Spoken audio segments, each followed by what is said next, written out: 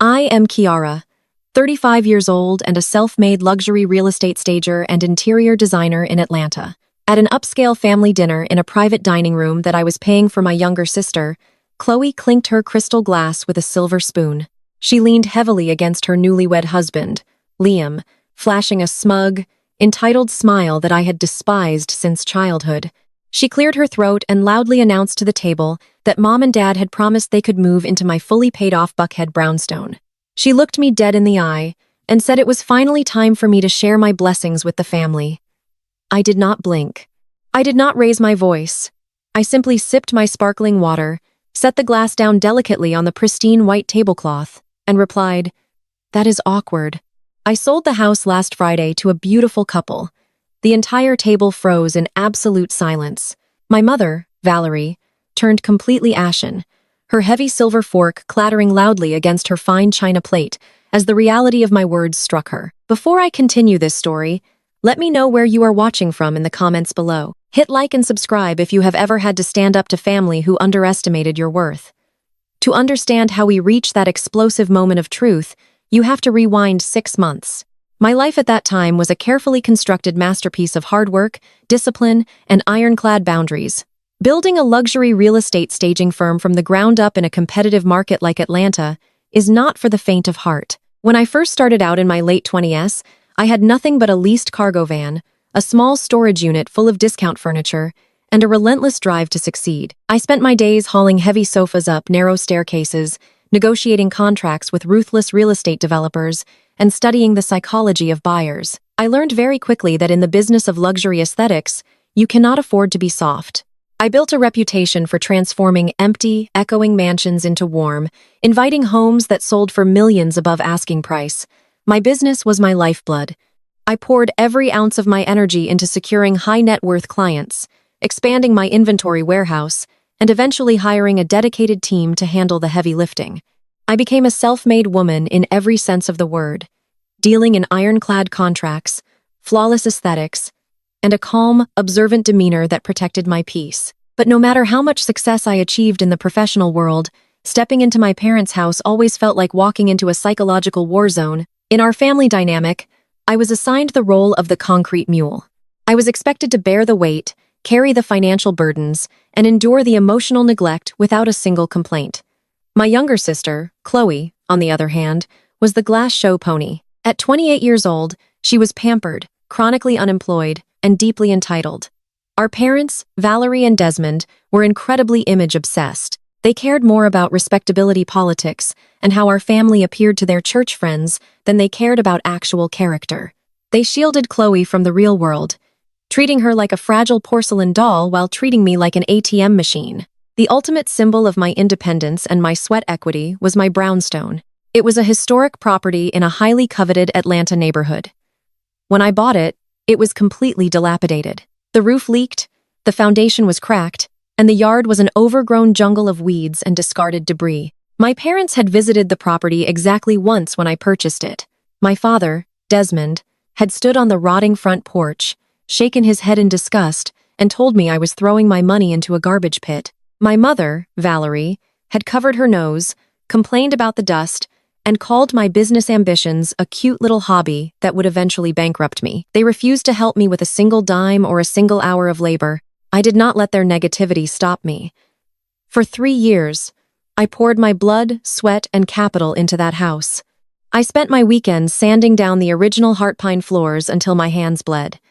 I sourced antique fixtures to restore the fireplaces to their former glory.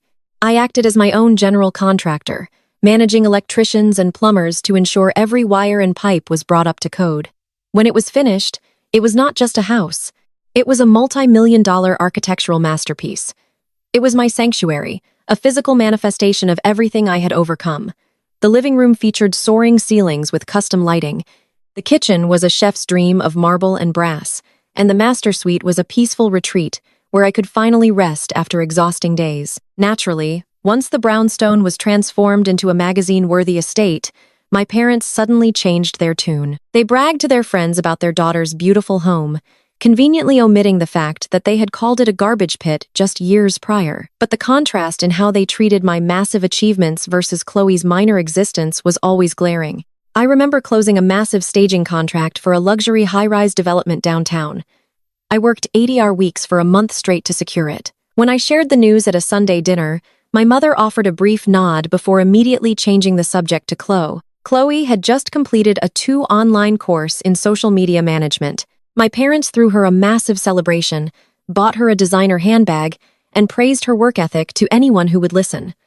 Chloe never actually utilized that certificate. She quit her first job after 3 days because her manager asked her to arrive on time. Valerie and Desmond immediately paid her rent, covered her car note, and told her that she was too special to be mistreated by corporate America. I learned to lock my resentment away behind a calm exterior. Realizing that my parents' validation was a rigged game I would never win, the toxic family dynamic shifted from manageable to entirely unbearable with the introduction of Liam. Liam was 30 years old, white, and possessed an ego that completely eclipsed his actual abilities. He was Chloe's new husband and a self-proclaimed crypto entrepreneur. In reality, he was a failed tech bro whose apps never launched, whose digital currency investments had crashed, and whose credit cards were routinely maxed out. He wore cheap suits that he tried to pass off as bespoke, and he spoke entirely in meaningless corporate jargon about synergy, blockchain disruption, and leveraging assets. To anyone with a modicum of business sense, Liam was a walking red flag. But to Valerie and Desmond, Liam was the ultimate prize. My parents suffered from a bizarre, deeply ingrained inferiority complex. They viewed Liam's proximity to perceived whiteness and his empty promises of future wealth as a badge of honor for the family. They fawned over him in a way that made my stomach turn. They laughed at his terrible jokes, praised his non-existent business acumen, and treated him with a reverence they had never once shown me. Desmond would sit on the patio with Liam smoking cigars and listening to Liam talk about how he was going to revolutionize the financial sector, completely ignoring the fact that Liam was driving a leased car he could barely afford. The tension culminated during a dinner my parents arranged shortly after Chloe and Liam returned from a weekend getaway that my parents had undoubtedly financed. We met at a high-end steakhouse in Midtown. The atmosphere was thick with unspoken agendas. Valerie spent the first 20 minutes of the meal buttering me up, complimenting my outfit, and asking superficial questions about my staging business. I knew immediately that a trap was being set. Desmond raised his glass of bourbon, making a grand performative toast to family unity and the importance of supporting one another's dreams. Then Liam cleared his throat and leaned forward, resting his elbows on the table. He started talking about his newest venture, some convoluted digital consulting agency that existed only in his mind. He explained that in order to secure elite investors, he needed to project an image of absolute success. Chloe chimed in, her voice dripping with artificial sweetness, explaining that they had just signed a lease on an expensive luxury apartment to serve as their home and headquarters. The catch, of course, was that the apartment was completely empty, and they had no money to furnish it. Valerie turned to me with a bright, demanding smile. She told me that since I had an entire warehouse full of high-end staging furniture, it was my duty to help my sister and my new brother-in-law. They were not asking to borrow a couch. They ambushed me with a demand. They wanted me to provide $30,000 worth of free interior design services and luxury furniture for Liam and Chloe's rented apartment. Valerie insisted that it was the least I could do to make Liam feel welcome in our family and to support Black love, completely ignoring the irony of her statement. Desmond chimed in, stating that since my business was doing so well, transferring some inventory to my sister would not hurt my bottom line. I sat there, looking at the four of them. Chloe looked expectant and greedy. Liam looked incredibly smug, sipping his wine, as if my compliance was already a guaranteed transaction. Valerie and Desmond looked at me with the heavy oppressive expectation of obedience. They genuinely believed that they could volunteer my hard-earned assets to fund the illusion of Liam's success. I did not raise my voice. I did not show anger. I placed my napkin on the table, looked directly at Liam, and delivered a surgical flat refusal. I said, "No, I will not be doing that. My staging inventory is for paying clients and contracted real estate developments. I am not outfitting a rental apartment for free." The silence that followed was deafening. Chloe's jaw dropped. Liam scoffed, muttering something under his breath about me not understanding the concept of familial investment. Valerie immediately exploded. Her pleasant demeanor vanished, replaced by an intense, simmering eye. She leaned across the table and accused me of being selfish, bitter, and jealous of Chloe's happiness. She loudly proclaimed that I cared more about my ridiculous furniture than I cared about my own flesh and blood. Desmond slammed his hand on the table, ordering me to show respect and demanding that I write off the furniture as a business expense to help my sister. I refused to participate in their emotional theater. I signaled the waiter quietly paid for my portion of the meal and stood up. I told them that my business is not a charity for able-bodied adults who refuse to work. I wished them luck with the apartment turned on my heel and walked out of the restaurant, leaving them to simmer in their rage. That firm boundary was the catalyst for everything that followed, setting the stage for an escalation of entitlement and betrayal that would force me to sever my family ties once and for all. The silence between my family and me lasted exactly 3 weeks. I knew the peace was temporary in my family. Silence was never an apology or a moment of reflection. It was simply the reloading period between attacks. They needed me too much to let me walk away entirely. The illusion of their lifestyle required funding, and they had long ago decided I was the designated bank. The summons came on a Tuesday afternoon via a group text from my mother, Valerie. The message was brief and carried the heavy tone of a royal decree. She stated that there was a mandatory family meeting at their house that evening to discuss Chloe and Liam's upcoming wedding.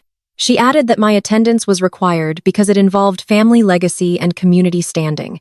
I read the message from my office, finished my espresso, and decided to go. I did not go because I felt obligated. I went because in business and in warfare, it is always best to look your opponent in the eye and see exactly what kind of strategy they are bringing to the table. I arrived at my parents' house just after sunset. Their home was a sprawling, overly decorated suburban property that always smelled sharply of lemon polish and vanilla candles.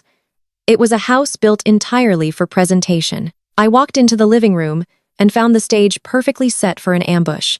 Chloe was sitting on the center of the plush white sofa surrounded by thick wedding planning binders and fabric swatches. She had a tissue crumpled in her hand, looking exactly like a damsel in distress.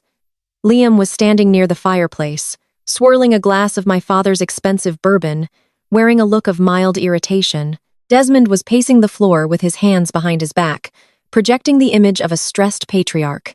Valerie sat in the armchair, her posture rigid and her face arranged into a mask of maternal concern. I took a seat on the single-accent chair near the doorway. I kept my coat on and placed my handbag on my lap, sending a clear physical signal that I had no intention of staying long.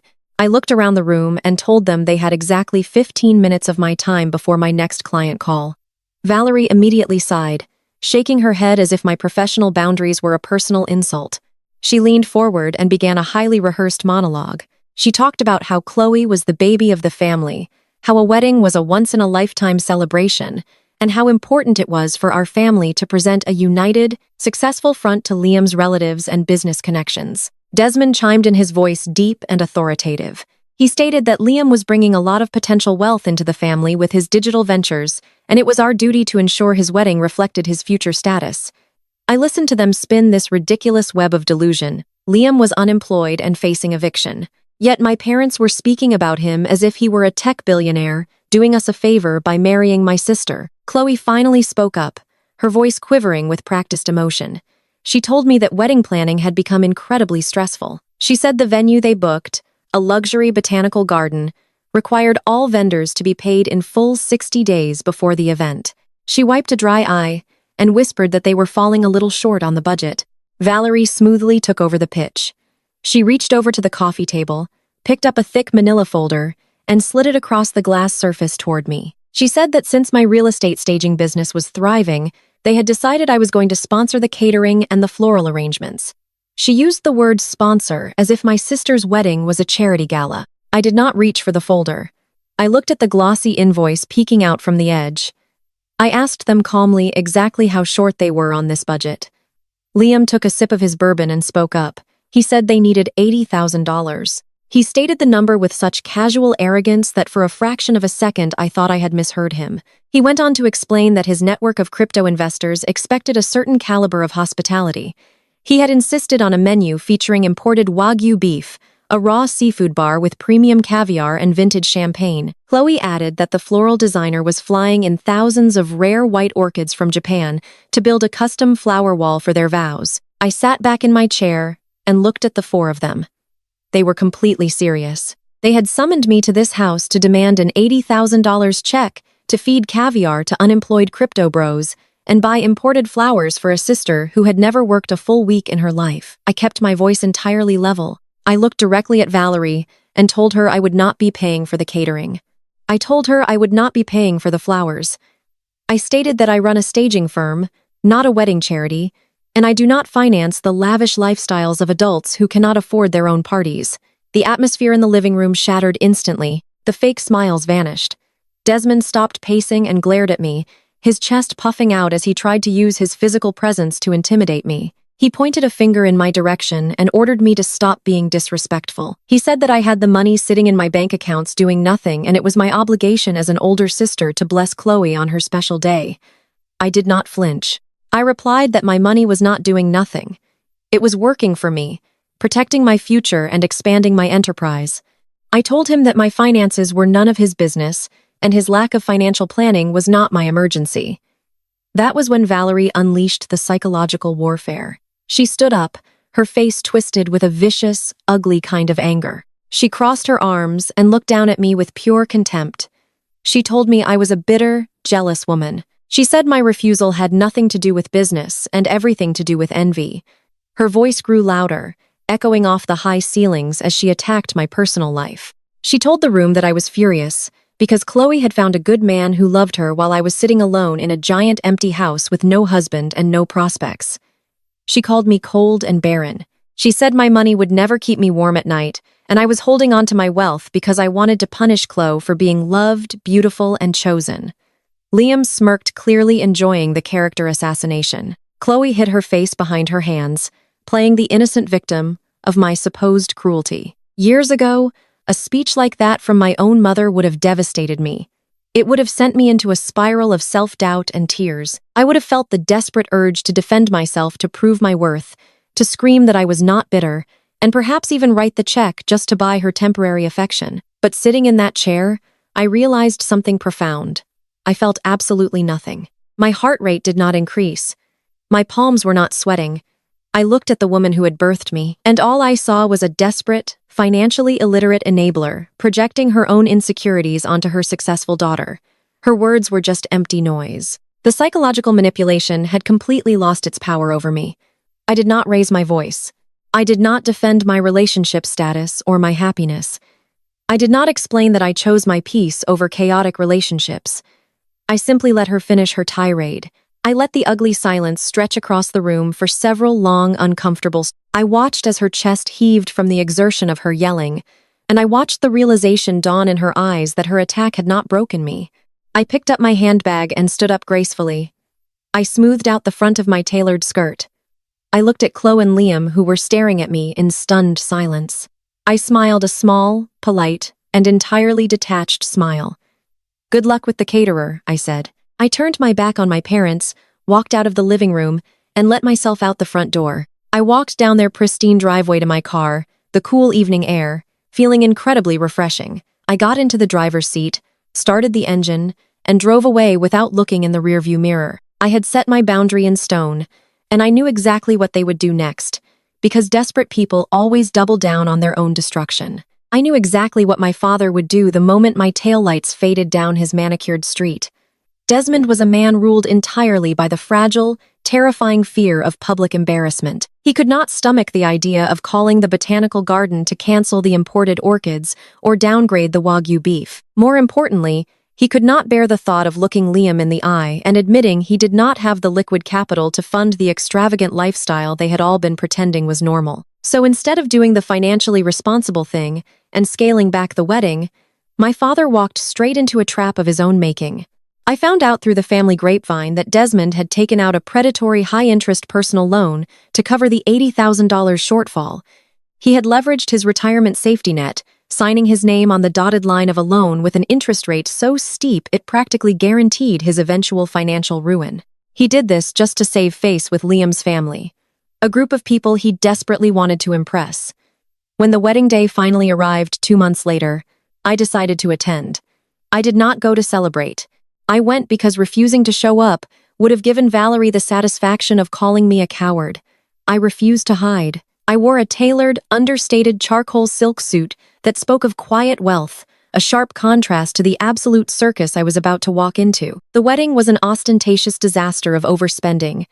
It was a masterclass in trying too hard. The moment I stepped onto the grounds of the luxury botanical garden, the scent of the thousands of rare white imported Japanese orchids was suffocating. They were woven into a massive towering floral arch that looked less like a romantic backdrop and more like a desperate cry for validation. The reception hall was draped in heavy white silk dripping with crystal chandeliers that cast a harsh glare over the gaudy ice sculptures stationed by the raw seafood bar. I took my assigned seat at a table placed strategically near the back of the room. I watched the spectacle unfold with cold, calculated detachment. Liam's family had flown in, and they were exactly what I expected. Despite my parents treating them like visiting royalty, Liam's relatives were not wealthy. They were loud, unpolished opportunists who were thrilled to be drinking top-shelf vintage champagne on a black man's dime. They swarmed the caviar station, laughing loudly and slapping my father on the back, thanking him for the free luxury vacation. Desmond smiled so hard. His face looked strained, sweating through his rented tuxedo as he tried to keep up the charade of the magnanimous, deep-pocketed patriarch. Chloe, of course, was reveling in her delusion. She floated around the room in a custom designer gown that cost more than a reliable car, clutching Liam's arm and posing for the roaming videographers. She looked like a princess in a fairy tale that was actively being financed by a high-interest nightmare. Valerie, however, was not content to simply enjoy the party. She had spent the last 2 months weaponizing the extended family against me, spinning a narrative that I was a cruel, stingy villain who had tried to sabotage her youngest daughter's special day. The reception became the perfect battleground for her flying monkeys to do her bidding. The passive-aggressive comment started during the appetizer course. My Aunt Patrice, a woman who had filed for bankruptcy twice and still owed my mother money, slid into the empty chair next to me. She adjusted her wide-brimmed hat, gave me a tight, sympathetic smile, and leaned in close. "It really is a beautiful wedding," Patrice whispered loudly enough for the rest of the table to hear. "Your parents really stepped up to make sure Chloe had her dream day. It is just such a shame you could not find it in your heart to bless your sister. We have to support Black love Kiara. Even when we are struggling with our own single status, we cannot let bitterness stop us from lifting up the family." The phrase was something Valerie loved to weaponize. In their twisted logic, supporting the family meant unquestioning financial servitude to whatever man Chloe brought home, even a mediocre white man with empty pockets who contributed absolutely nothing to our community or our household. I did not grip my fork tighter. I did not break eye contact. I calmly cut a piece of my salad, took a bite, and swallowed before speaking. "I support Black love and family unity." "Just fine, Aunt Patrice," I replied, my voice carrying a polite but lethal chill. "What I do not support is financial illiteracy and enabling grown adults who refuse to work. I suggest you focus on your own financial blessings instead of counting mine, especially since your car was repossessed last month." Patrice gasped, her hand flying to her chest. She stood up abruptly and skewered away, properly neutralized. But Valerie had programmed her soldiers well, and the ambush was far from over. Later in the evening, as the live band started playing and the dance floor filled, my cousin Jamal swaggered over to my table. Jamal was 32, still lived in his mother's basement, and spent his days posting motivational quotes about wealth building on social media. He leaned against my table, holding a glass of Desmond's expensive bourbon. "You know, Kiara," Jamal said, shaking his head with an air of unearned superiority. "A lot of folks are talking. You make all this money staging houses for rich folks, but you are too selfish with your money to help your own blood. You cannot take the money to the grave with you. Generational wealth is about community." I looked at Jamal taking in his scuffed shoes and the cheap watch he wore to look successful. "Generational wealth is about acquiring and protecting assets, Jamal."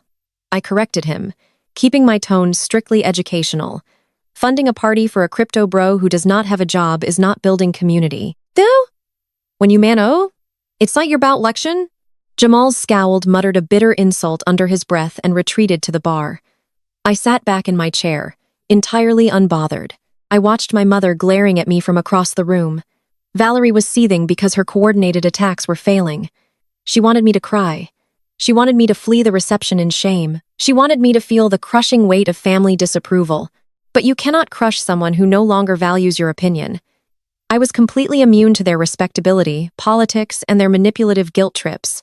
As the night wore on, The cracks in the facade became impossible to ignore. I watched Desmond step out onto the stone terrace, his phone pressed tightly to his ear. I could see the panic in his posture, the frantic gestures as he argued with someone on the other end of the line. I knew exactly what was happening. The caterers were likely demanding payment for the overtime hours, and the open bar was rapidly depleting his remaining credit limits. The reality of the debt he had just strapped to his own back was beginning to suffocate him. Liam, meanwhile, was on the dance floor spilling champagne on his rented shoes, completely oblivious to the financial bleeding happening around him. He had secured his luxury experience, insulated from the consequences, exactly as he had planned. I stayed just long enough to witness the cake cutting. I watched Chloe and Liam feed each other imported vanilla sponge cake, with gold leaf detailing smiling for the cameras, while standing on a foundation of absolute financial quicksand. I knew with absolute certainty that this marriage was doomed, not just because Liam was a fraud, but because you cannot sustain a marriage built on a lie funded by predatory debt. I signaled the waiter, tipped him a $100 bill for keeping my sparkling water full all night, and picked up my clutch. I did not say goodbye to Valerie. I did not offer congratulations to the bride and groom. I walked out of the botanical garden, leaving the heavy scent of dying orchids behind me. I climbed into the back of my waiting luxury car service, gave the driver my address, and watched the glowing lights of the venue fade into the darkness. I felt a profound sense of peace. I had maintained my boundaries, protected my assets, and watched my family willingly tie a heavy anchor around their own necks. I knew it was only a matter of time before the high, clear throat of the wedding faded and the crushing reality of their debt set in. I went home, slept beautifully in my paid-off brownstone, and prepared for the inevitable crisis that would arrive the moment Liam and Chloe ran out of other people's money. The fallout arrived exactly 90 days later. I had been anticipating the collapse since the moment I walked out of that botanical garden, but even I underestimated how rapidly a house of cards crumbles when the wind finally blows. Liam's digital consulting agency and cryptocurrency ventures did not just fail, they evaporated. The market shifted, his phantom investors vanished, and the harsh reality of tangible currency came calling. The luxury high-rise apartment that my parents had desperately tried to force me to furnish required actual liquid cash for rent, not empty promises of future blockchain disruptions. When Liam and Chloe missed their third consecutive payment, the property management company did not care about their wedding photos or their supposed high society connections. The eviction notice was taped to their door, and the sheriff's deputies supervised their forced departure. Meanwhile, Desmond was silently drowning. The first payments on the predatory high-interest loan he took out to fund the caviar and imported orchids were due. He was bleeding capital, frantically trying to shuffle funds between accounts to maintain the illusion of his upper-middle-class stability. The financial pressure cooker was fully sealed and the explosion was imminent. It happened on a rainy Tuesday evening. I was in the main living room of my brownstone, sitting at my marble island, reviewing a staging contract for a newly developed luxury estate in Alpharetta. The house was quiet, smelling of cedar wood and fresh rain. Then my security system chimed. I pulled up the camera feed on my tablet and stared at the screen. Standing on my front porch were Valerie, Desmond, Chloe, and Liam. They were flanked by 4 large, hastily packed suitcases. Chloe was actively weeping into a tissue. Desmond looked aged and exhausted, his shoulders slumped under a wet trench coat. Valerie wore a face of grim determination. Liam stood slightly apart from them, checking his phone, looking completely unbothered by the fact that he was officially homeless. I walked to the front door, disarmed the lock, and pulled it open. I did not step aside to let them in. I stood squarely in the threshold, blocking the entryway. Valerie immediately pushed forward, her voice taking on that familiar, commanding tone she used whenever she intended to bulldoze my boundaries. She told me to step aside and let my sister out of the cold. She declared that this was a family emergency and that we needed to have a sit-down immediately. Against my better judgment, but driven by a morbid curiosity to hear exactly what kind of delusion they had cooked up, this time I stepped back. I allowed them into the foyer, but I did not invite them to sit on my custom furniture. I kept them standing on the hardwood floor near the entrance. Valerie did not waste time with apologies or pleasantries. She launched directly into a heavily rehearsed monologue about duty, loyalty, and the responsibilities of success. She looked around my meticulously designed home and stated that God had blessed me with abundance so that I could be a sanctuary for my blood.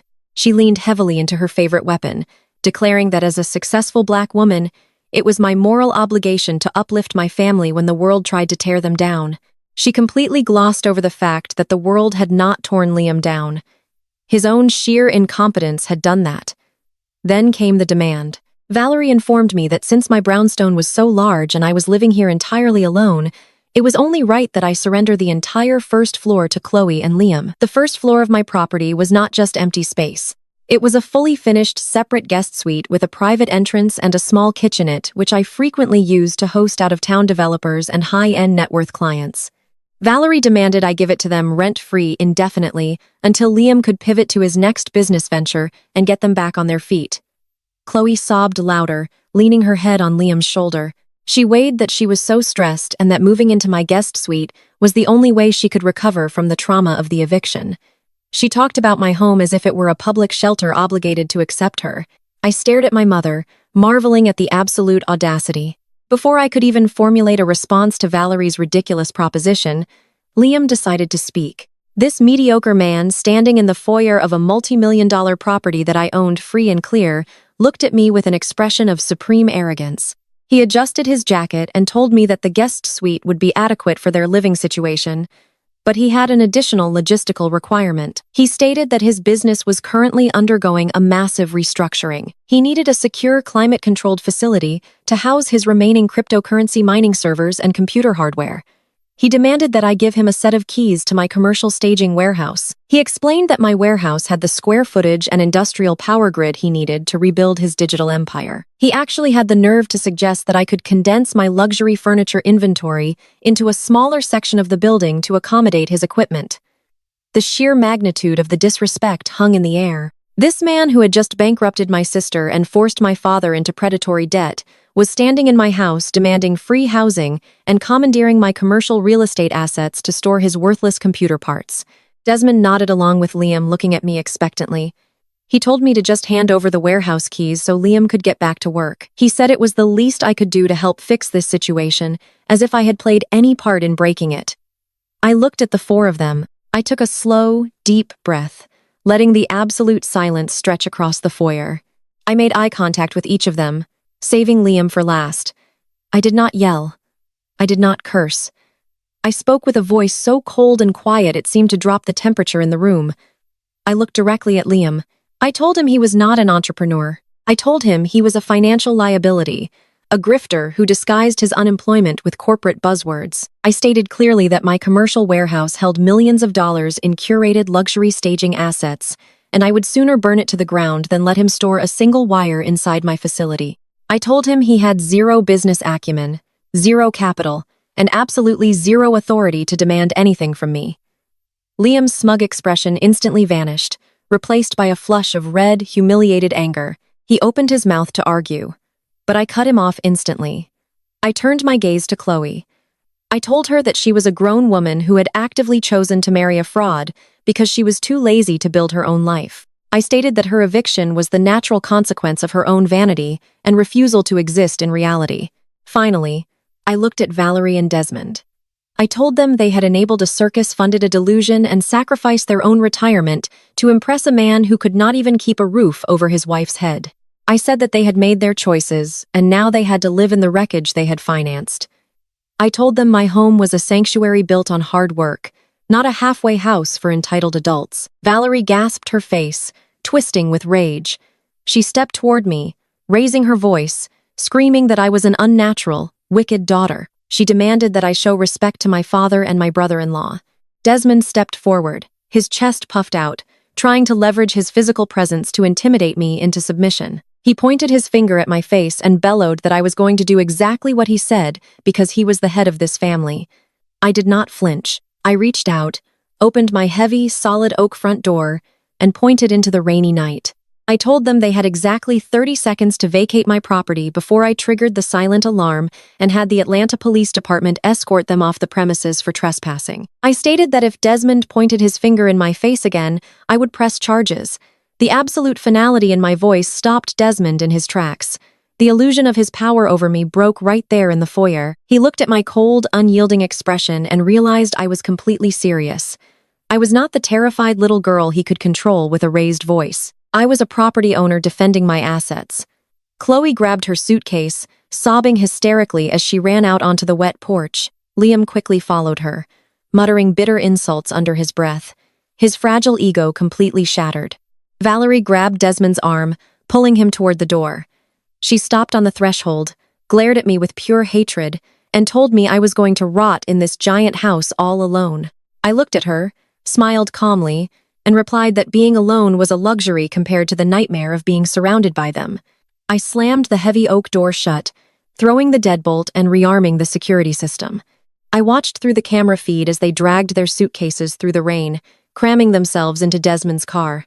I walked back to my kitchen island, picked up my staging contract, and went back to work. I had successfully defended my territory, completely unaware that their desperation was about to push them across the line into federal crime.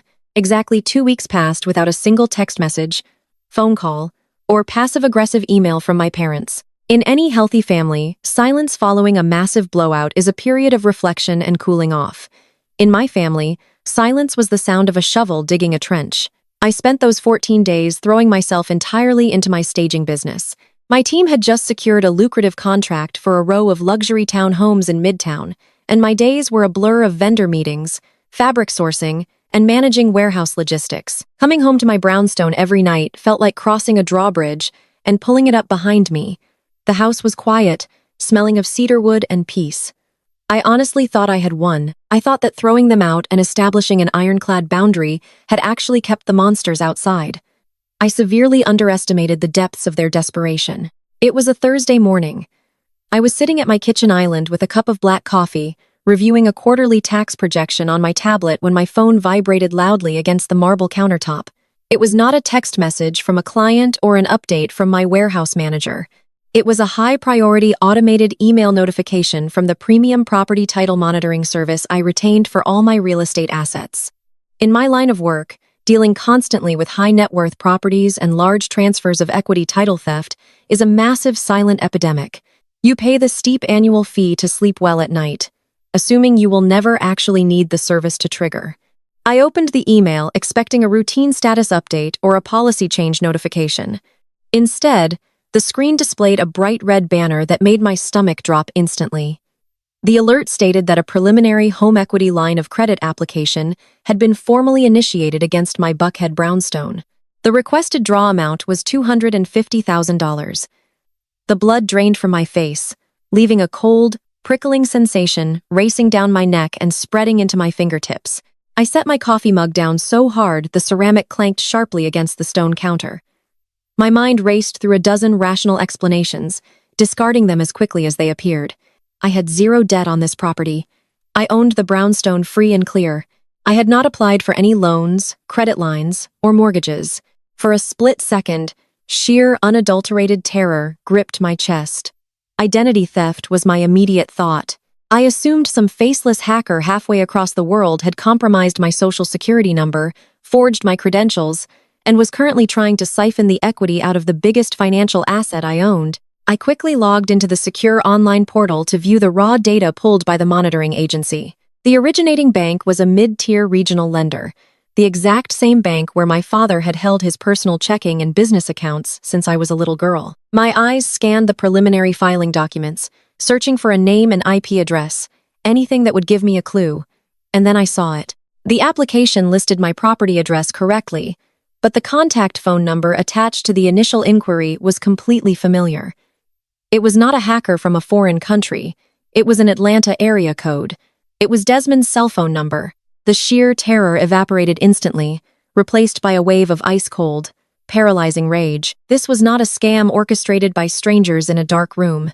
This was an inside job. My own father had initiated a $250,000 loan against the house I bought, renovated, and paid for with my own blood and sweat. He was attempting to leverage my private sanctuary to hand Liam and Chloe a massive pile of unearned cash. The audacity was so astronomical it temporarily defied human logic. They had been kicked out of my house, told no in absolute unmistakable terms, and their response was not to find jobs or scale back their lifestyle. Their response was to cross a hard, unforgivable line into federal mortgage fraud.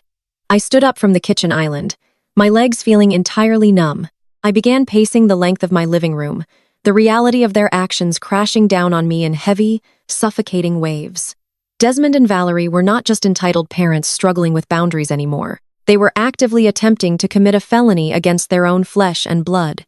They were willing to forge documents, bypass banking security, and encumber my property with massive predatory debt just to buy Liam a new house and save Chloe from the consequences of her own terrible choices. $250,000 was not a random number. It was a highly calculated amount.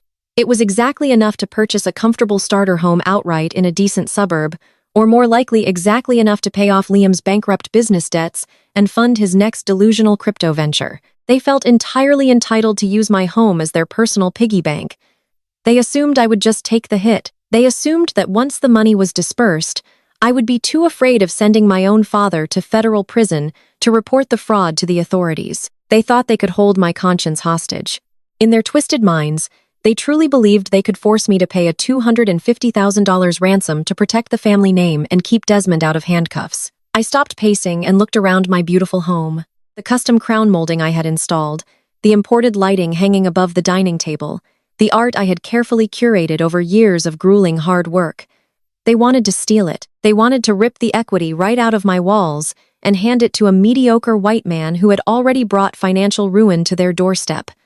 The specific social dynamics of their betrayal made the rage burn even hotter. They expected the successful, hard-working black woman to sacrifice her livelihood, her credit score, and her primary asset to fund a white man's ego and her sister's refusal to work. It was a complete betrayal of the most sacred trust. You do not steal from your children. You certainly do not commit federal crimes to steal from the only child who actually built a stable, respectable life. I did not cry. Crying is an emotional response to being hurt, and I was far beyond the realm of hurt. Hurt requires a lingering expectation of love, and any love I had left for Desmond and Valerie died the moment I saw my father's phone number on that fraudulent loan application. I was operating in a state of absolute surgical clarity. I needed to know exactly how far they had gotten in the approval process. A preliminary application was one thing, but pushing $250,000 line of credit through underwriting required strict identity verification, certified tax documents, and legal signatures. I needed to uncover exactly how Desmond was bypassing the initial security checks without triggering immediate alarms at the regional bank.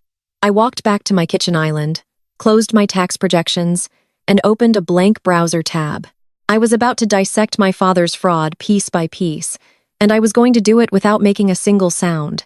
I did not call the regional bank customer service line. Making a direct inquiry through standard channels would automatically generate a security notification to the applicant on file, which meant Desmond's phone would ping the second I asked a question. I needed to examine the fraudulent application from the inside out, completely undetected.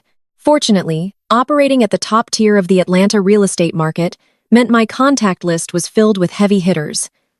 I picked up my phone and dialed Tamara.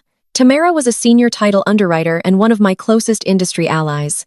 We had navigated dozens of multi-million-dollar closings together, and I trusted her with my life.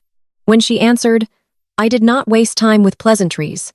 I told her I had a highly sensitive, strictly confidential situation involving my primary residence.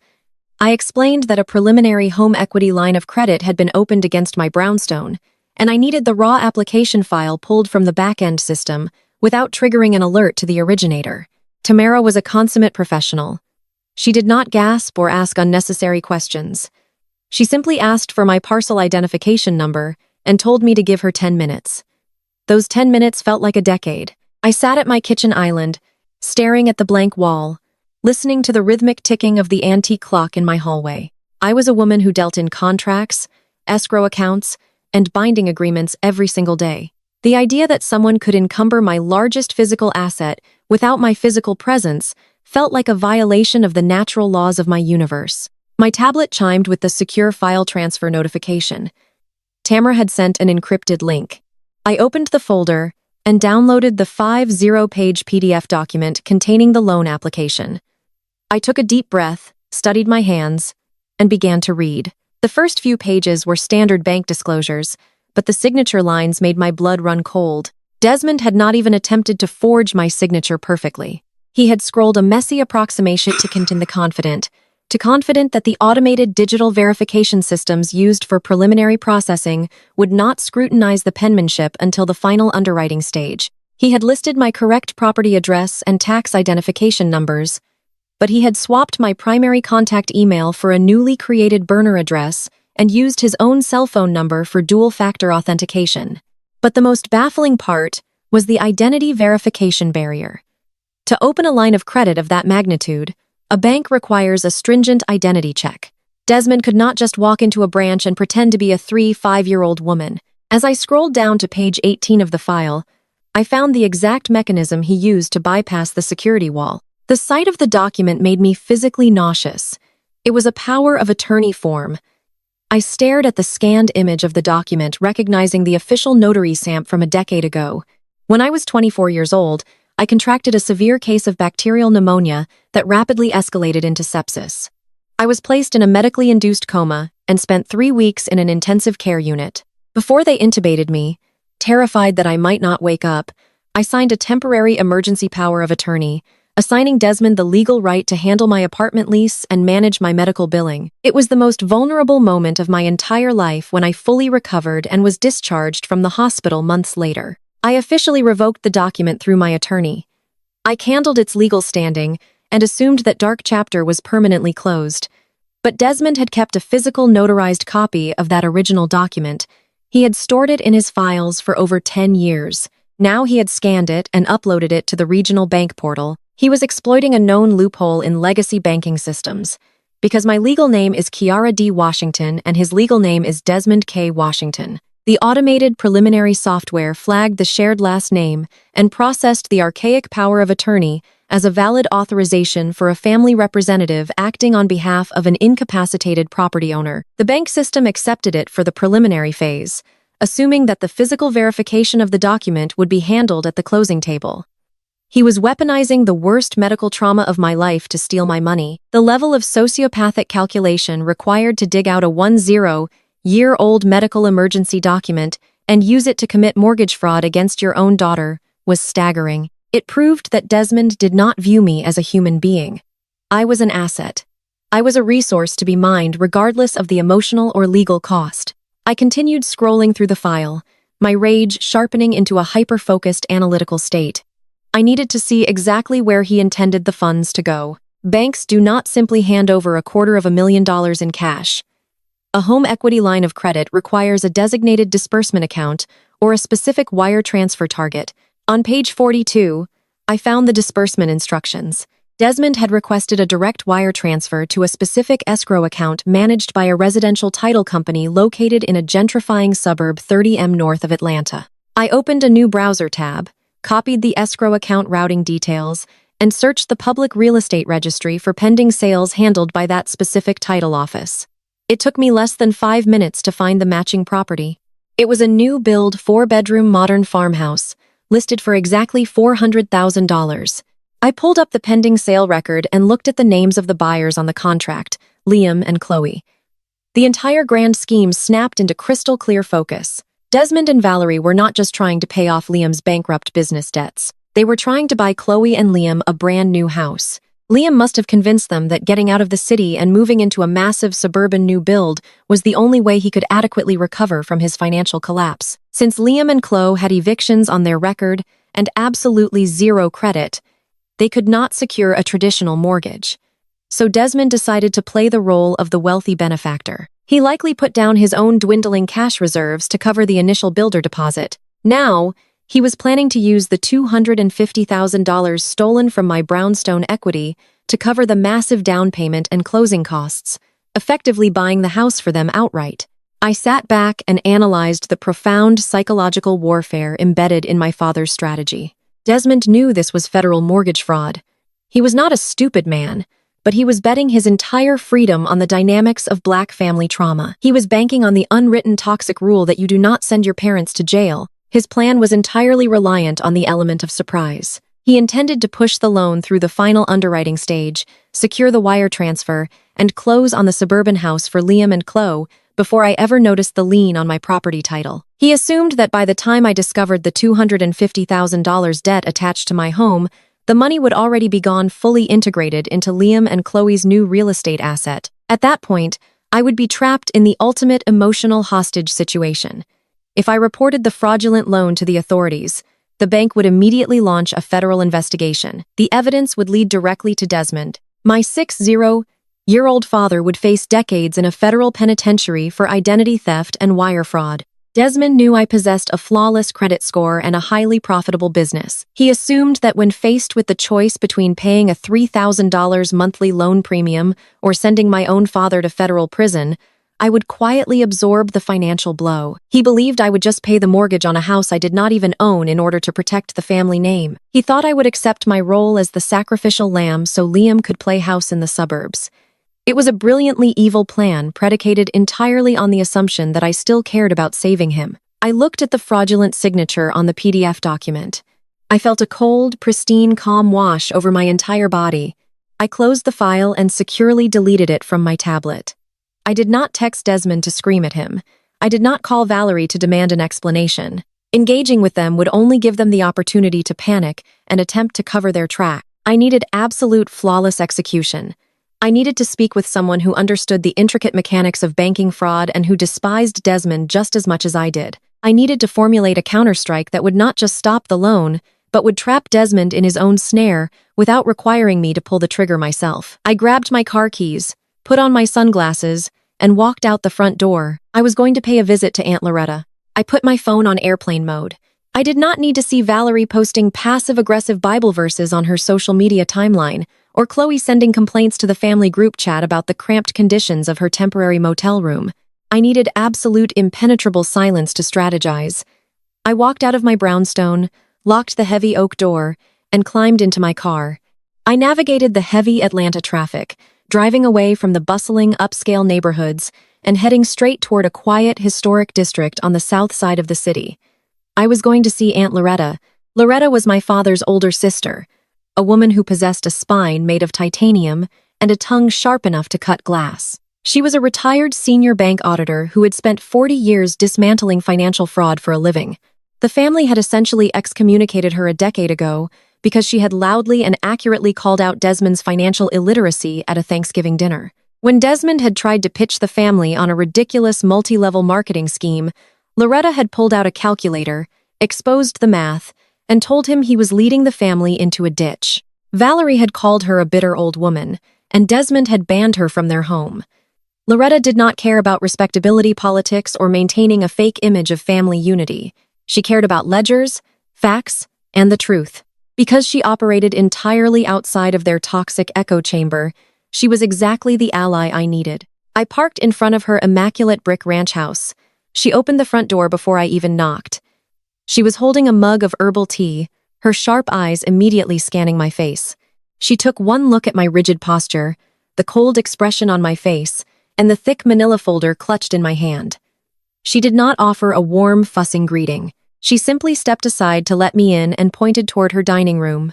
We sat at her heavy oak table.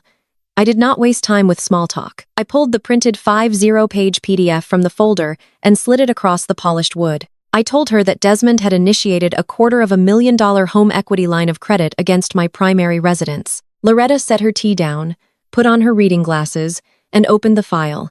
I sat perfectly still, watching her eyes track across the pages. For 20 minutes, the only sound in the room was the crisp turning of paper and the rhythmic ticking of her grandfather clock. I fully expected her to gasp. I expected her to show shock, outrage, or disbelief at the sheer audacity of her own brother. Instead, she let out a low, cynical chuckle. It was a dark, knowing sound.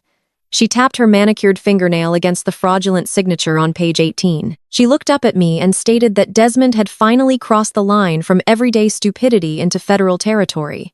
I explained my theory about the escrow account, the suburban new build, and the timeline. Loretta nodded, validating every single suspicion.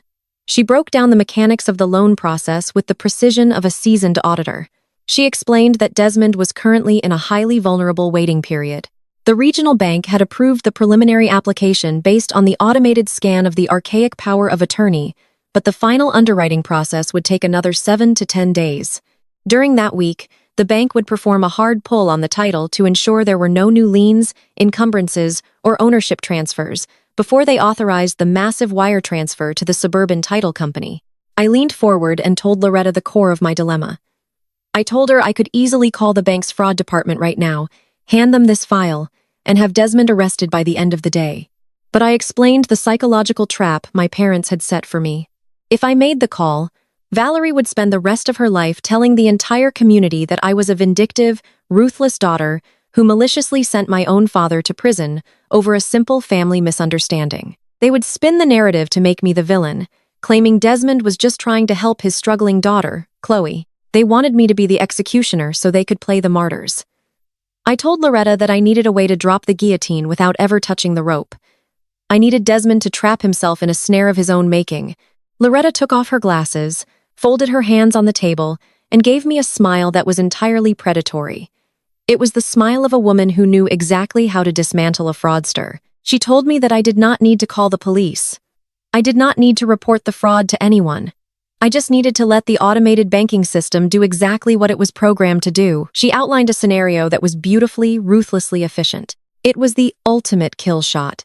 Loretta stated that when a bank is in the final stages of underwriting a massive home equity line of credit, their software places a continuous digital monitor on the property title. If the underlying asset suddenly changes legal ownership before the loan clears final approval, the system triggers a catastrophic hard stop. The underwriting software instantly flags the application as a critical title defect and suspects active malicious wire fraud.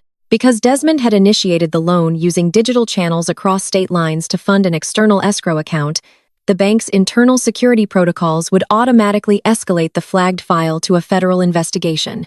The bank would call the authorities to protect their own assets. The bank would pursue the charges. I would be completely removed from the equation.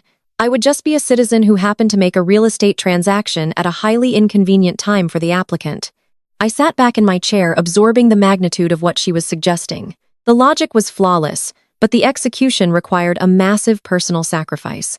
To trigger that automated system, the property title had to change hands immediately. I had to sell the house. I had to sell the historic brownstone I had poured 3 years of my life into. I had to walk away from my custom crown molding my imported marble and the sanctuary I had built to protect myself from the world. It was the very foundation of my independence and the physical proof of my success. I looked around Loretta's quiet, peaceful dining room and weighed my options. I thought about the sheer audacity of Liam standing in my foyer, demanding my commercial warehouse keys. I thought about Chloe's weaponized tears and her complete refusal to participate in reality. I thought about Valerie screaming that it was my duty to finance their delusion. Most of all, I thought about Desmond digging out a 10-year-old medical document from when I was fighting for my life in an intensive care unit just to steal my equity. The brownstone was just bricks, mortar, and aesthetics. I could build another masterpiece. I could buy a dozen more properties. But my peace of mind was priceless. I realized in that moment that holding on to the physical house would forever tie me to their parasitic expectations. As long as I owned that brownstone, they would view it as a family asset waiting to be plundered. Selling the house was not a defeat. It was an amputation to save the rest of the body.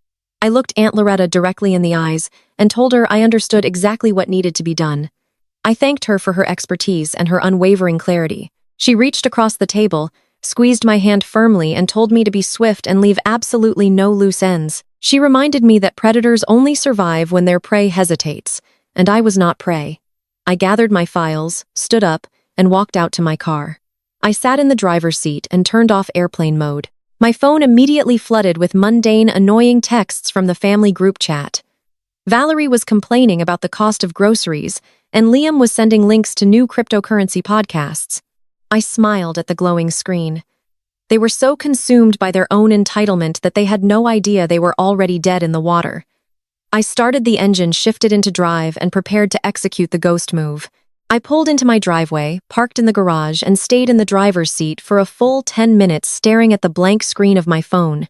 To pull off the ultimate ghost move, I had to be an active, visible participant in the illusion my family was building.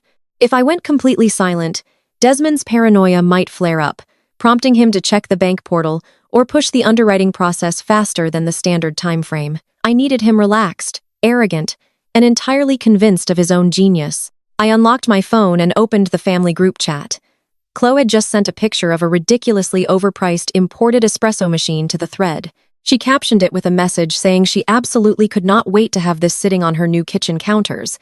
tagging Liam with a string of heart emojis. The sheer unadulterated irony of her manifesting a luxury appliance for a house she was trying to purchase with my stolen equity was physically nauseating, but I did not let a fraction of that disgust seep into my response. I typed out a cheerful, supportive message. I told her the machine looked beautiful and that her new kitchen was going to be a dream. I added 3 smiling emojis and a sparkling star. I then sent a broader message to the group apologizing for my lack of communication over the past few days. I spun a lie that perfectly matched their exact expectations of me, feeding directly into their assumption that I was nothing more than a distracted workhorse. I told them I was absolutely swamped with a massive new commercial staging contract in the heart of Buckhead, working 8-hour days, and barely had time to breathe or check my personal emails. I even threw in a casual, highly calculated compliment directed at Liam. I mentioned that the recent market volatility he always talked about was making my commercial developers nervous, validating his empty cryptocurrency jargon and stroking his fragile ego. The response was immediate and sickeningly predictable. Valerie replied with a praying hands emoji, telling me to keep grinding because hard work always pays off for the family. Desmond sent a simple thumbs up, completely satisfied that his target was sufficiently distracted. Liam responded with a long, unsolicited voice note explaining basic macroeconomic principles to me, a woman who actually ran a highly profitable, tangible enterprise. I listened to the first 5 seconds of his condescending drawl, turned off the audio, and liked the message. They had swallowed the bait whole. They believed I was too buried in my own workload to notice the digital theft happening right under my nose. They were celebrating their impending victory. I stepped out of the car, walked into my brownstone, and turned my kitchen island into a war room. I could not list the property on the public multiple listing service. Desmond was actively engaged in real estate fraud using my identity. If he or his loan officer set up a basic internet alert for my address and saw a for sale sign pop up on a real estate website, the entire operation would instantly combust. I needed a completely invisible transaction. I needed the dark market. Operating in the upper echelons of Atlanta's luxury real estate staging sector meant my phone contacts were worth more than gold. I bypassed the standard agents and scrolled directly to the top of my list. I tapped the name of a private wealth broker who dealt exclusively with corporate relocations, international executives, and off-market acquisitions for ultra-high net worth individuals demanding absolute discretion. I called him and he answered on the second ring.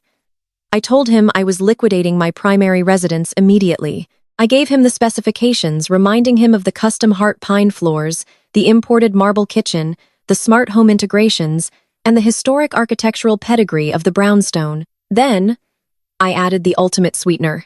I told the broker I was selling the property fully furnished. I was leaving the custom imported rugs, the bespoke lighting, the curated art collection, and the high-end luxury furniture exactly where it stood. I framed it as an exclusive turnkey opportunity. In reality, I was ensuring I did not leave a massive paper trail of moving trucks hauling a house full of inventory across the city, which might tip off the neighbors who inevitably talk to my parents. I gave him 2 non-negotiable conditions. The buyer had to pay in cash, and the transaction had to close in exactly 4 days. Friday was my absolute deadline. The broker did not ask why I was running a fire sale on an architectural masterpiece. In his world, sudden liquidations usually meant a quiet divorce or a sudden corporate exile, and he was paid handsomely not to ask questions. He simply promised to make some calls to his international clients. I did not have to wait long. At 4 that afternoon, the broker called back with a buyer profile that felt like divine intervention. An executive from a European luxury automotive brand was abruptly relocating his entire family to Atlanta to oversee a newly established North American headquarters. The executive was currently living out of a high-end hotel suite with his wife and 2 daughters, growing increasingly frustrated with the slow pace of the traditional housing market. They wanted a historic property in a premium zip code. They demanded immediate occupancy, and they wanted it fully furnished to avoid the logistical nightmare of shipping their European estate across the Atlantic. The broker had shown them my private staging portfolio and the architectural photos of the brownstone. The executive's wife had fallen completely in love with the aesthetics. He informed me that they were willing to meet my exorbitant asking price without a single negotiation, and they were willing to cover all closing costs to expedite the paperwork because the funds were coming directly from a massive corporate relocation account. There would be no bank appraisals, no lending contingencies, and no tedious underwriting delays. It was a pure, unadulterated cash transaction. The broker confirmed that his legal team could have the title transfer documents drafted, vetted, and ready for signatures by Friday morning. I authorized the agreement digitally, my hand perfectly steady as I signed the preliminary brokerage contracts. The sheer velocity of the execution left a sharp metallic taste of adrenaline in my mouth. I stood up and walked through the halls of my beautiful home, running my fingers along the custom wainscoting and the sleek imported countertops. This house had been the physical manifestation of my resilience. It was the trophy I bought with my blood and sweat after climbing out of the mud of my family's financial chaos. But touching the walls now, I realized that true wealth is not anchored in brick and mortar. True wealth is mobility. True wealth is the ability to liquidate an asset to protect your peace, knowing you have the talent, the network, and the capital to build a bigger, better empire somewhere else. Desmond and Valerie believed my identity was tied to this house. They thought the brownstone was my weakness, the emotional leverage they could use to force me into a lifetime of financial servitude to Chloe and Liam. They failed to understand that the house was just a shell. I was the architect. I walked into my home office, locked the door, and began meticulously backing up my servers, wiping my local hard drives, and organizing the essential business files I needed to extract from the property. I had 96 hours to erase my physical footprint from the city of Atlanta. The digital trap was primed. The bait was in the water. I just had to keep smiling in the group chat while the clock ticked down to Friday. I had exactly 72 hours to become a ghost. Leaving a fully furnished multi-million-dollar brownstone is structurally simple but logistically delicate. I could not simply hire a standard moving company and have a massive branded truck parked out front in broad daylight. Atlanta is a sprawling city, but high society circles are dangerously small, and Valerie had eyes everywhere. She thrived on neighborhood gossip, and it would only take one bored neighbor driving by to ruin the entire operation. If my parents caught wind that I was emptying my house, Desmond would instantly panic flag the bank, and the automated fraud trigger I was counting on would be completely compromised. I needed an extraction, not a move. I contacted a boutique relocation firm that specialized in high-profile client transitions. They were the kind of discreet operation that moved professional athletes, targeted executives, and high-net-worth individuals in the dead of night with non-disclosure agreements signed in blood. I paid a premium for their absolute silence. They arrived at 2 inches the morning on Wednesday. There were no flashing lights, no loud backup sirens, and no branded vehicles. 3 sleek, unmarked black transit vans pulled silently into my rear alleyway, guided only by the ambient glow of the street lamps. The crew worked with military precision. Because the European executive was purchasing the property as a turnkey estate, keeping the custom velvet sofas, the imported chandeliers, and the curated art collection, I only needed to pack what carried my true identity. I stood in my massive walk-in closet and directed the crew as they carefully loaded my capsule wardrobe of tailored silk suits, my collection of vintage watches, and a heavy, fireproof safe containing my most critical corporate documents and personal identification. I packed away the small, sentimental items that were entirely mine objects, untainted by my family's toxic reach. As the movers silently hauled my garment bags down the back staircase, I walked through the brownstone one last time. The space was still beautiful, but the warmth was gone. I realized I was not just packing up clothes and documents. I was actively stripping away the suffocating expectations placed upon me since birth. For my entire life, Valerie and Desmond had conditioned me to believe that my success belonged to the collective. They constantly weaponized the concept of community and the strong black woman trope to justify their parasitism. They demanded that I act as the foundational pillar for their delusions, expecting me to stand strong and absorb the weight, while Liam and Chloe danced on my shoulders. I watched the lead coordinator carry out my final box of financial ledgers. I did not shed a single tear for the brownstone. It had served its purpose. It had been my sanctuary, and now it was going to be the very weapon that dismantled my father's fraudulent scheme. I turned off the custom accent lights, armed the security system for the final time, and handed the master keys to the relocation coordinator. I climbed into the back of a private car service and drove away without looking in the rearview mirror. My new residence was an absolute fortress. It was a sprawling, ultramodern penthouse condo occupying the entire top floor of a newly constructed high-rise in the heart of Midtown Atlanta.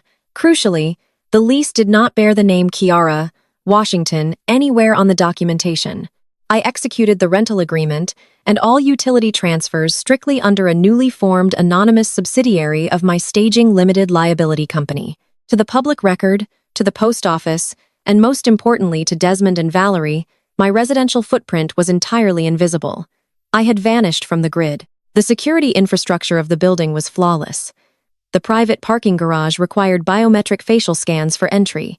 The 24-hour concierge desk operated with strict, uncompromising protocols, requiring digital pre-authorization for every single guest. Best of all, my unit featured a private keyed elevator that opened directly into my personal foyer. If my family ever managed to somehow discover the address, which was statistically impossible given the corporate shielding, they could never physically reach my front door. They could not ambush me. They could not show up with suitcases and tears. They could not demand entry. I stepped out of the private elevator and into my new sanctuary. The penthouse was a masterpiece of minimalist luxury. Floor-to-ceiling glass wrapped around the entire living space, offering a sweeping, unobstructed view of the glittering Atlanta skyline. The floors were polished concrete.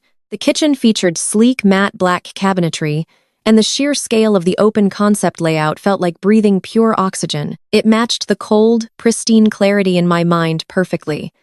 There was no clutter, no history, and absolutely no room for uninvited guests. Standing on the expansive glass balcony looking out over the city lights, the psychological shift finally cemented itself in my chest. For 35 years, I had played the role of the beautiful daughter. I had accepted the microaggressions, the financial demands, and the blatant disrespect because a small, ingrained part of me believed that outworking their toxicity would eventually earn their genuine love. I thought that if I just became successful enough, generous enough, and accommodating enough, they would finally look at me with the same reverence they blindly offered to a mediocre white man who brought nothing but debt to our family. I buried that version of Kiara right there on the 42nd floor. She was dead. The woman who stood in her place was a ruthless protector of her own peace. I finally understood that you cannot negotiate with emotional terrorists, and you cannot buy the respect of people who view you as an ATM. Desmond and Valerie did not love me. They loved what my credit score and my work ethic could provide for Chloe. By initiating that fraudulent home equity line of credit, my father had not just crossed a legal line. He had severed the very last thread of my familial obligation. I felt an incredible, overwhelming sense of liberation. I was no longer their safety net. I was an electrified fence. Desmond thought he was hunting a reliable workhorse, completely unaware that the pasture was empty, and the trap was set. He was banking his entire future on my predictable compliance, and I was about to deliver a level of chaos he could not even begin to comprehend. I poured a glass of sparkling water, set my phone on the sleek marble kitchen island, and listened to the absolute silence of my new home. I did not check the family group chat. I did not care what lies Valerie was currently spinning, or what overpriced appliances Chloe was dreaming of buying with my stolen equity. I walked into my new master suite, climbed into my bed, and went to sleep with a clear conscience. I slept soundly, deeply, and without a single nightmare.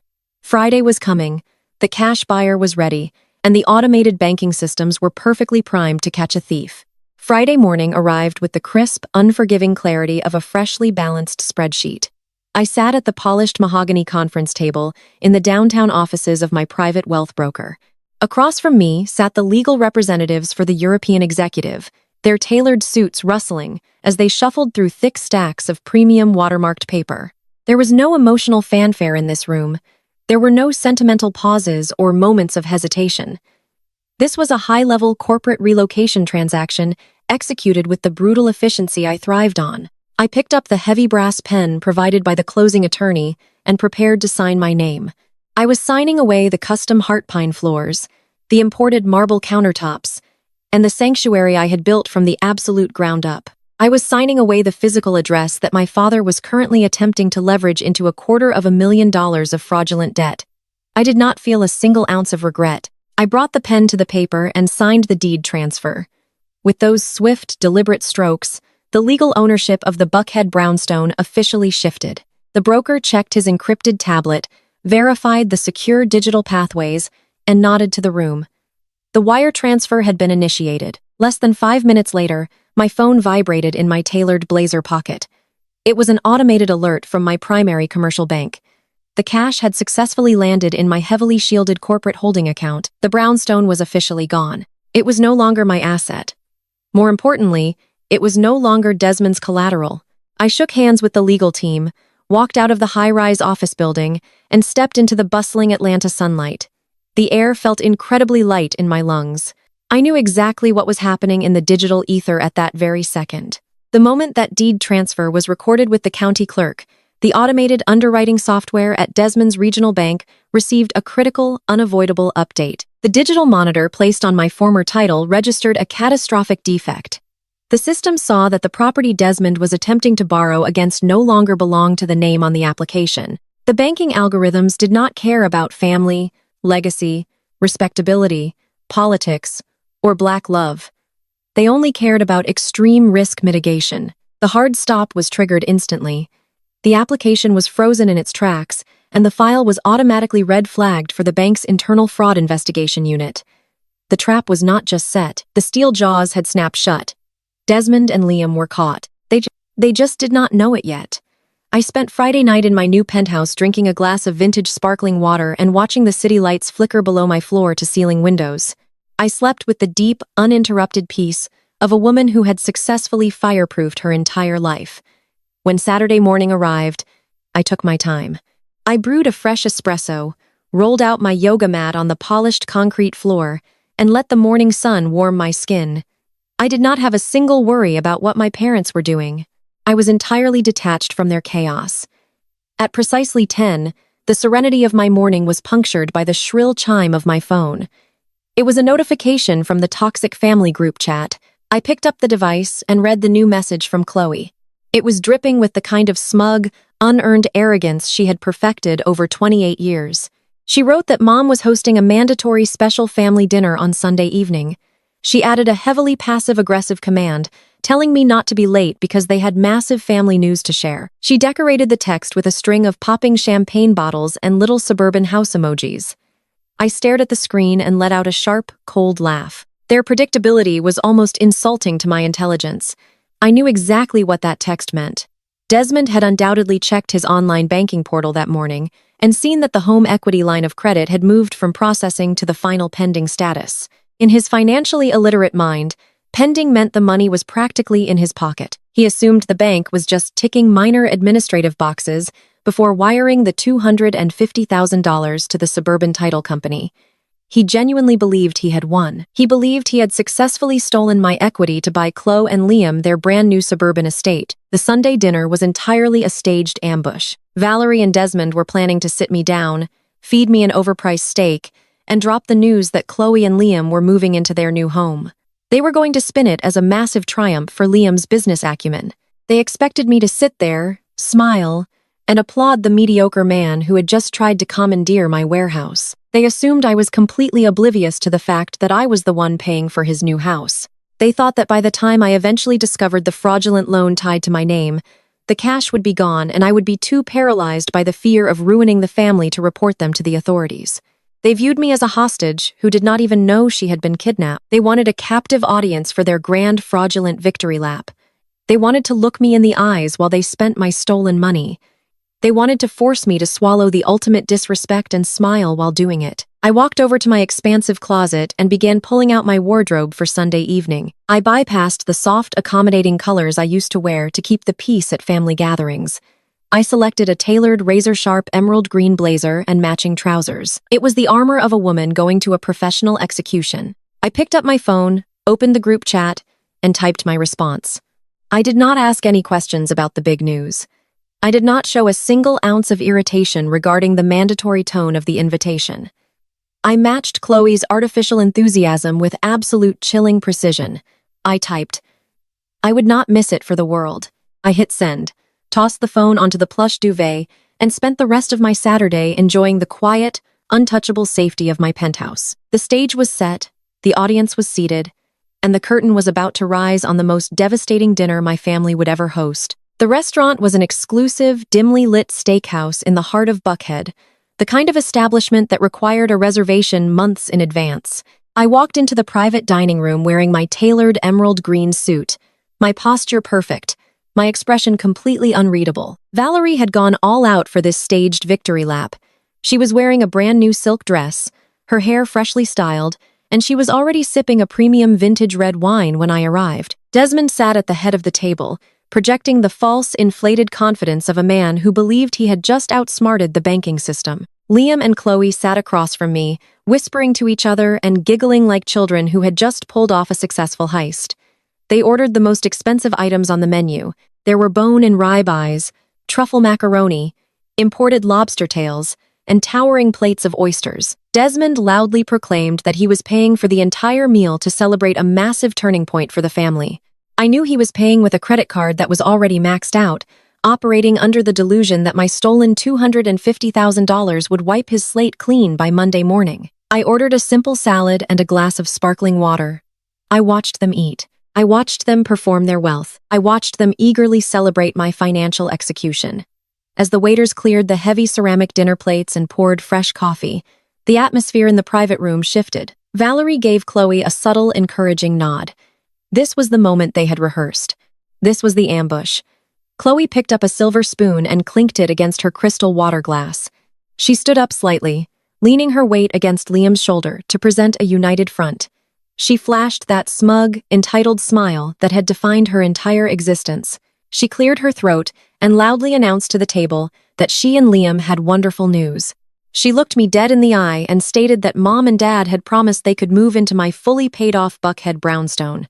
She declared that it was finally time for me to share my blessings with the family and that they would be taking over my master suite by the end of the month while Liam utilized my warehouse for his business. I did not blink. I did not raise my voice. I simply lifted my glass of sparkling water, took a slow, deliberate sip, set the glass down delicately on the pristine white tablecloth, and replied, "That is awkward. I sold the house last Friday to a beautiful couple." The entire table froze in absolute deafening silence. The ambient jazz music playing through the restaurant speakers suddenly felt incredibly loud. Valerie turned completely ashen. The blood drained from her face so fast she looked physically ill. Her heavy silver dessert fork slipped from her trembling fingers, clattering sharply against her fine china plate. Chloe's smug smile collapsed into an expression of sheer, uncomprehending stupidity. Liam blinked rapidly, his brain struggling to process the sudden structural collapse of his free ride. But Desmond was the one who broke. Desmond was a man who relied entirely on the illusion of control, and I had just detonated a bomb underneath his foundation. His face flushed a deep, dangerous shade of purple.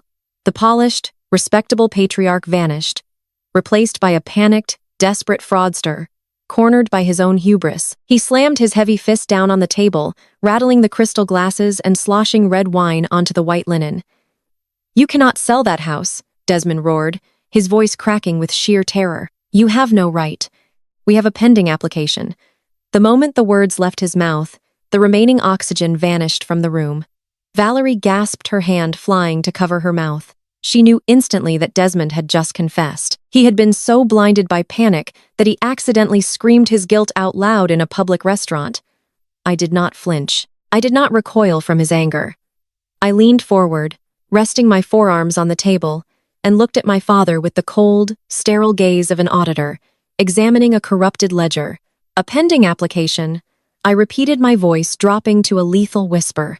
"You mean the $250,000 home equity line of credit you initiated using my name, my tax identification number, and a revoked power of attorney from when I was in a medical coma 10 years ago?" Desmond's jaw dropped. The purple flush on his face vanished, replaced by a sickly, terrifying gray. He looked like a man who had just stepped off a cliff and was waiting to hit the ground. He opened his mouth to speak, but no sound came out. I reached inside my emerald green blazer and pulled out a thick manila envelope. I did not rush. I took my time undoing the clasp. I pulled out the stack of documents I had secured from my private wealth broker and my title contact. I slid the pristine, heavily watermarked papers across the center of the tablecloth, stopping them right in front of Desmond's empty dessert plate. The top document was the wire transfer receipt confirming a massive multi-million-dollar cash deposit into my corporate holding account. Beneath it was the legally binding county-recorded title transfer document bearing the signatures of the European executive and his wife. I told Desmond to look very closely at the dates.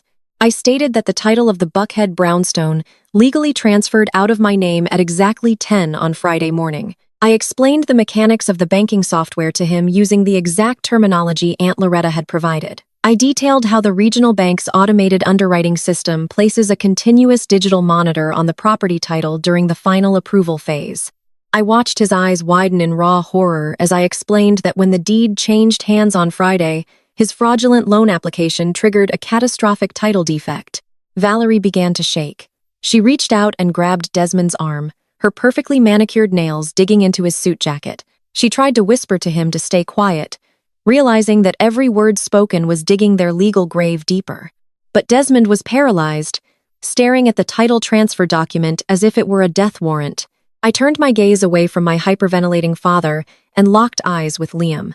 Liam was sitting completely frozen, gripping the edge of the table as the reality of his impending criminal liability set in. He thought he was marrying into a gullible, wealthy family that would blindly finance his delusions. He had eagerly participated in plotting his grand suburban future, completely unaware that he had just walked directly into a federal snare. I kept my eyes locked on his pale, sweating face. I told Liam that the escrow account at the suburban title company, the one set up to receive the stolen $250,000 to purchase his new 4-bedroom modern farmhouse, was currently completely empty.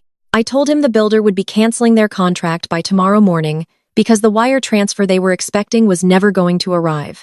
Chloe burst into sudden theatrical tears, completely ignoring the severity of the legal crimes her parents had just committed. She slammed her hands on the table and demanded to know where she and Liam were supposed to live, screaming that they had already forwarded their mail to the new suburban address. She looked at me with pure venom and accused me of ruining her entire life. I ignored her tantrum entirely.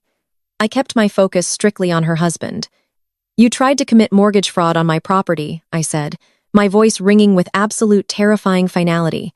"Unfortunately for you, you cannot borrow against a house I no longer own." The silence in the private dining room was so absolute, it felt like a vacuum. Desmond stared at the documents I had slid across the table, his chest heaving as he struggled to pull oxygen into his lungs. Liam was practically vibrating with panic, his eyes darting toward the exit, as if calculating whether he could physically outrun a federal indictment. Before Valerie could formulate another defense or launch into a fresh wave of manipulation, the sharp, intrusive trill of a cell phone shattered the quiet. It was Desmond's phone sitting face up next to his untouched bone and ribeye steak. The caller ID displayed the name of the regional bank. It was not the standard customer service number. It was the direct, unlisted line for the Internal Security and Fraud Division. Desmond stared at the glowing screen like it was a live grenade. He did not reach for it. He knew exactly what that phone call meant. I leaned back in my chair, crossed my arms, and told him to answer it. I suggested that ignoring a call from a federal fraud investigator usually made them highly suspicious and prone to escalating their timeline. With a trembling, sweaty hand, Desmond picked up the device and pressed the green button, holding it to his ear. He managed a weak, raspy greeting. Because the room was so quiet, I could hear the crisp, professional voice of the bank representative leaking through the earpiece. The investigator informed Desmond that his pending home equity line of credit had been permanently suspended. The voice stated that a critical title defect had triggered an automated hard stop because the digital initiation of the funds crossed state lines and involved a third-party escrow account. The file had been escalated to their legal compliance department for suspected wire fraud. The investigator then asked Desmond to verify his identity and explain the severe discrepancies regarding the revoked power of attorney document uploaded to their portal. Desmond immediately ended the call. He did not say goodbye. He just dropped the phone back onto the table as if it had physically burned his skin. The reality of the situation finally breached the fortress of his denial.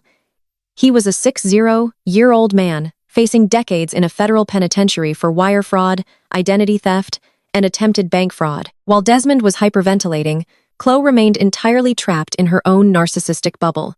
She did not comprehend the legal severity of what had just happened. She did not care that her father was about to be investigated by federal authorities and lose everything. She only cared about her immediate comfort and her fragile social standing. Chloe slammed her hands on the table, knocking over a crystal water glass that shattered onto the floor. She burst into violent theatrical hysterics, tears streaming down her face and ruining her expensive makeup. She screamed at Desmond, demanding to know what he was going to do about her new house. She cried that she had already told all her friends about the 4-bedroom modern farmhouse, and she had ordered custom living room furniture that was scheduled for delivery next week. She looked at Liam for support, but Liam was busy staring at the door. He turned to Desmond and angrily asked how he could be so stupid as to get caught. Liam actually had the audacity to play the victim, claiming that his pristine business reputation would be ruined by associating with a fraudulent transaction. He completely ignored the fact that he was the sole intended beneficiary of the stolen money. Chloe turned her fury toward me. She shrieked that I had intentionally destroyed her marriage and her future. She demanded to know where she and Liam were supposed to live now that they had been evicted and their new suburban estate was gone. I looked at her thrashing and weeping over the loss of stolen goods. I calmly suggested she look into extended stay motel on the outskirts of the city, as they rarely required credit checks or proof of steady income. Valerie finally snapped out of her shock. The matriarch, who had spent the last 35 years prioritizing her image over my well-being, suddenly realized that her entire social standing was about to be obliterated. When the community found out her husband was a federal criminal, she would be permanently exiled from her church, her social clubs, and her neighborhood. She looked down at the wire transfer receipt sitting on the table, the one proving I had just deposited millions of dollars in cash from the sale of my brownstone. Her demeanor shifted from commanding and arrogant to utterly desperate. She reached across the table, her hands grasping at the empty air toward me. She dropped her voice into a frantic, pleading register. She told me that we were family and that Black families have to protect each other from the justice system. She begged me to use the cash from the sale of the house to hire the best criminal defense attorneys in Atlanta for Desmond. She pleaded with me to pay off the regional bank to negotiate a private settlement, to do whatever it took to make the federal investigation disappear. She actually believed that after they had plotted to steal $250,000 from my equity, I would willingly hand over millions in legitimate cash to save them from the consequences of their own felony. She told me that if Desmond went to prison, the stress and public humiliation would kill her. She weaponized her maternal status one last time, crying that a good daughter would never let her parents face financial and legal ruin.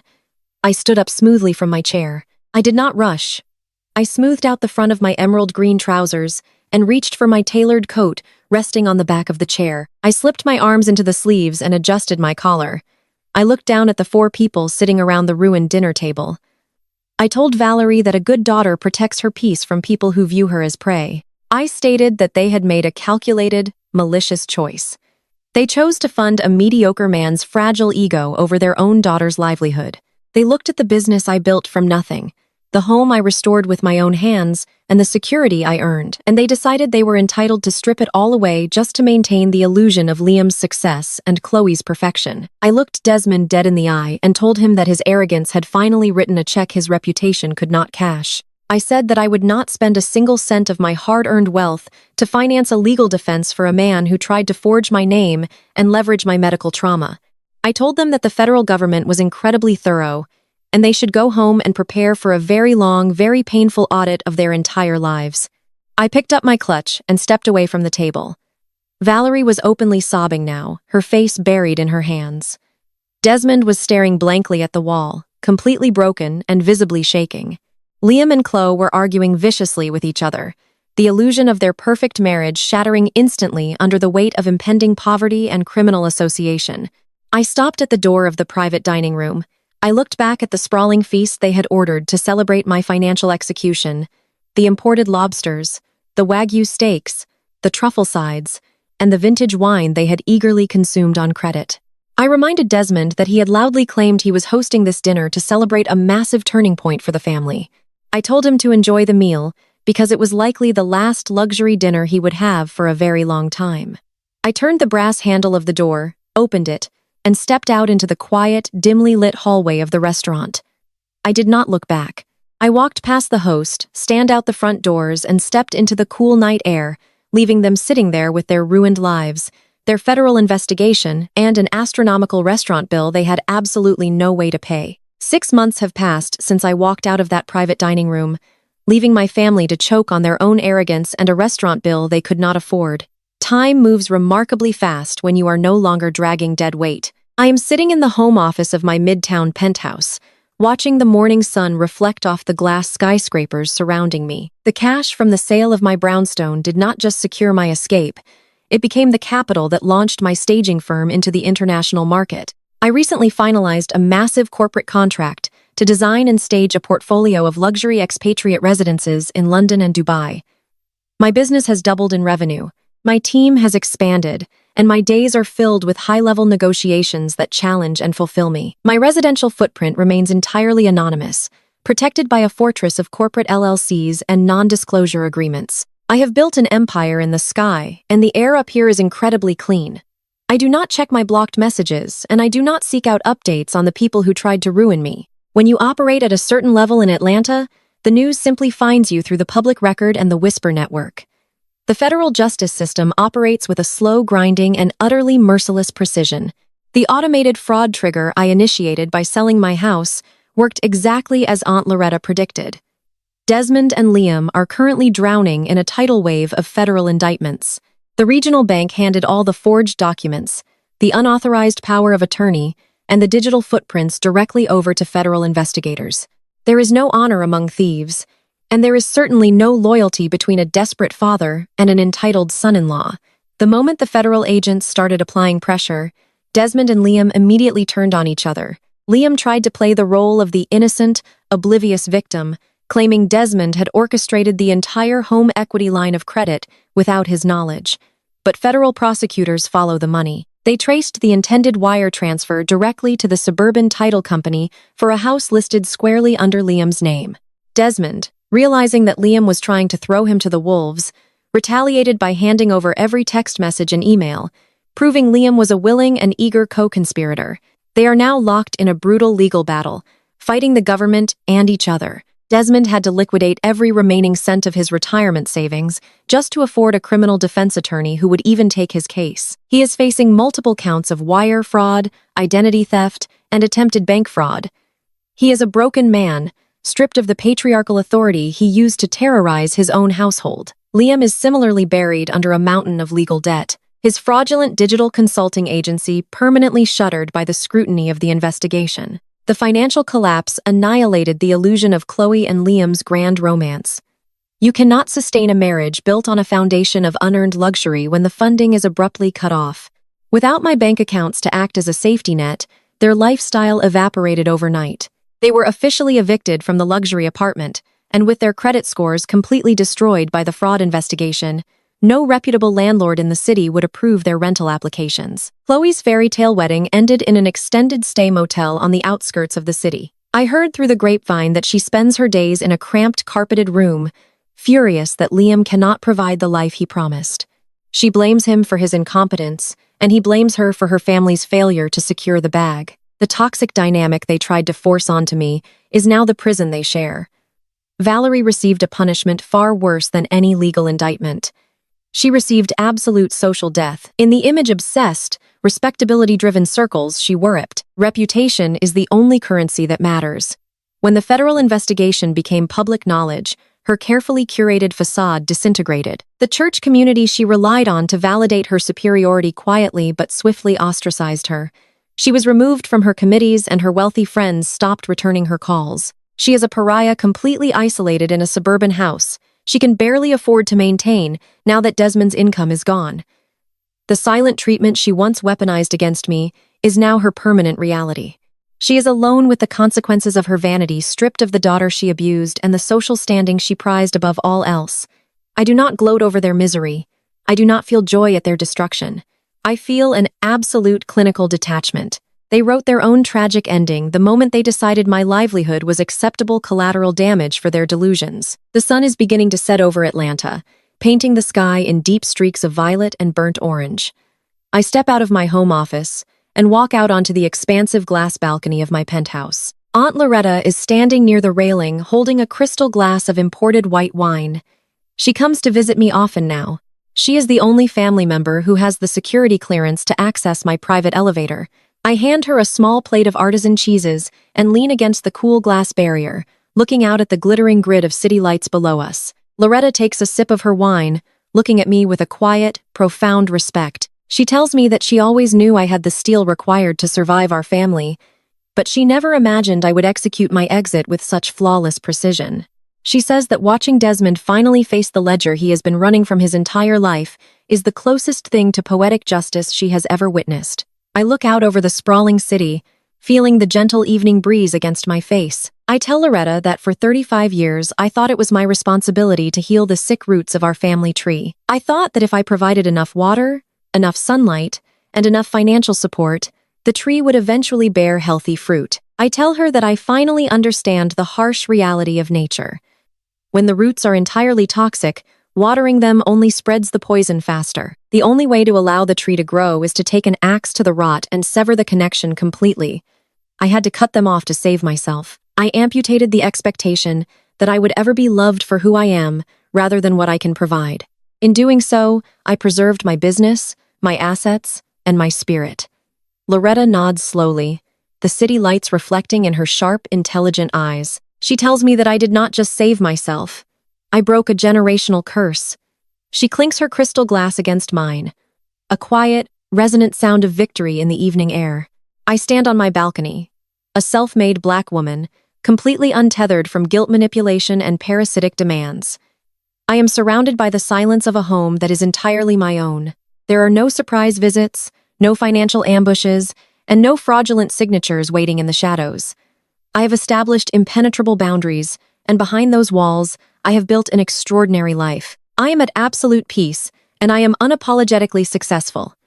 The most profound lesson from Kiara's journey is that shared DNA does not excuse toxic entitlement or financial abuse. For years, she believed that providing relentless support would eventually earn her family's genuine love. However, she discovered that when roots are entirely toxic, watering them only spreads the poison. True liberation comes from setting impenetrable boundaries and understanding that you are not obligated to be a sacrificial lamb for someone else's delusion. Protecting your peace, your assets, and your mental health is not selfish. It is an absolute necessity.